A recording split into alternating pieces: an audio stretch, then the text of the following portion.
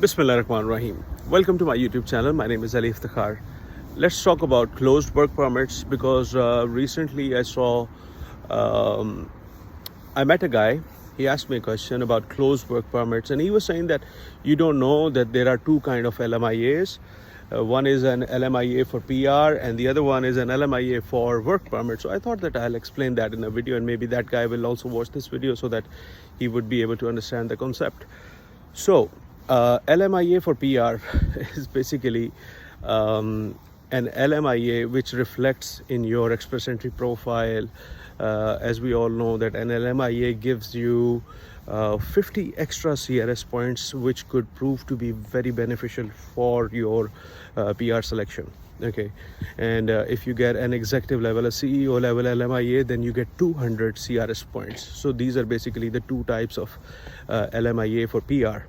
Okay, now the LMIA for work permit, what he meant to say was an LMIA that an employer issues you, and keep in mind it is a must, it is a requirement that there has to be an LMIA, positive LMIA. Then you would be getting an employer specific work permit, or what we call is a closed work permit. Okay, so this closed work permit has its perks and has its downsides as well. So let's discuss that.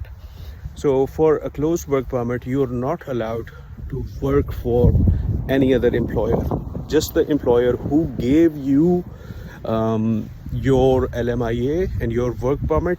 That's the only employer you're allowed to work for. So this is one side effect of a closed work permit. And people here, let's be honest, they tend to misuse it. This closed work permit LMIA, they tend to misuse it. They'll ask you to clock in 40 hours on your SIN and then work 40 more hours on cash, and like they treat you like a slave, and it is against human rights violation. And you would say that no, Canada is not the country where you could imagine these things would happen, but this is the reality, guys. This is what happens. People are asked to work for 80 hours for that employer because he gave you a favor, and that favor is worth $25,000, by the way. Maybe you guys know about it or not, but people here, they're desperate for their PRs and they pay $25,000. And I'm talking about people inside Canada, and talk about the people who are outside Canada wanting to get an LMIA.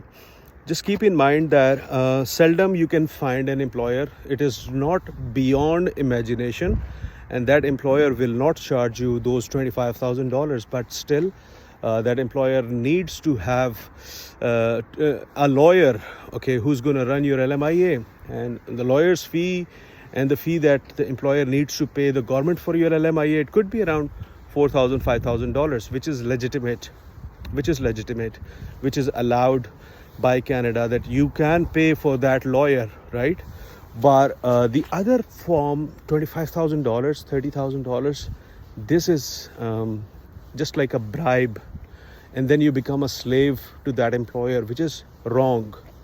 Now, what happens if that employer, or if you disagree, or even if it is a legitimate job, you're working 40 hours a week, and your employer decides to let you go, then you will not want to be blackmailed by that employer. So in that situation, what you do, if he or she makes you lose the job, then what do? Then thing is, you cannot work for any other employer on your SIN, okay? And you cannot enjoy the benefits of having a work permit. You will be in Canada, your status will be legal in Canada just to stay. You cannot work on that closed work permit because the employer, he let you go, right? So what you do is you start finding a new employer. Okay, you start applying, sending your resumes, showing up for interviews, get a job. And when you get a job, then that employer will give you an LMIA, and it will turn into an other closed work permit. Otherwise, if you don't want to go through LMIA route, then you can just simply find an employer who is willing to give you a job offer, and based on that job offer you can apply for an open work permit. And since you're already in Canada and you can state that this is why you were let go of your job, you can explain that clearly, and the fault was not on your side. Like if you were the one who didn't show up for work, who were always late, then obviously that's not a good reason. But if you showed good work ethics but the employer didn't need you anymore, then there should be no problem in getting hired again. So you basically get an open work permit, or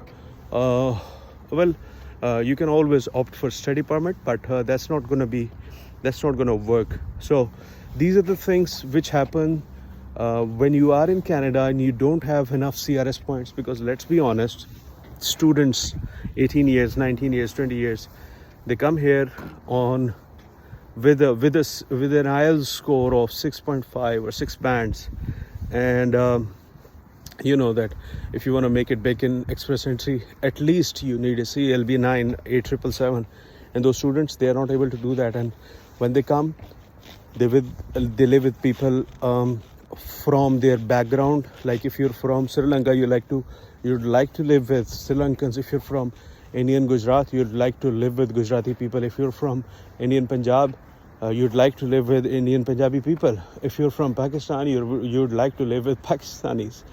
If you're an Arab, you'd like to live with Arabs. So that does not improve your English communication. The songs you listen to here are all your native songs. The movies that you watch here are all your native movies. So you're not really working on your language, and you cannot get that 8777, which leaves you in a fix, because then you cannot really have that CRS sweet spot.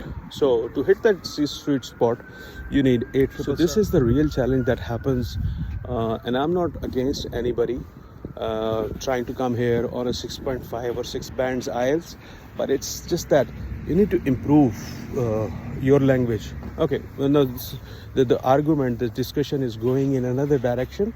I don't want to go into that. So these were the types of LMIAs and the types of closed work permits. Just keep in mind, closed work permit, you can work for only one employer. Open work permit, you can work for anybody you want. You can work 2 jobs, 3 jobs, 4 jobs, up to you. I mean, 4 jobs, part-time 4 jobs, right? You can do that. But keep in mind, don't be blackmailed by any employer. Don't work your skin off. Okay, don't do that. Don't work 80 hours a week. And that too, because you're bound to do it. No, you're not bound to do it. If you choose to do it, that's up to you. So with these words, this is Ali Iftikhar, and I'm hoping great things are coming your way.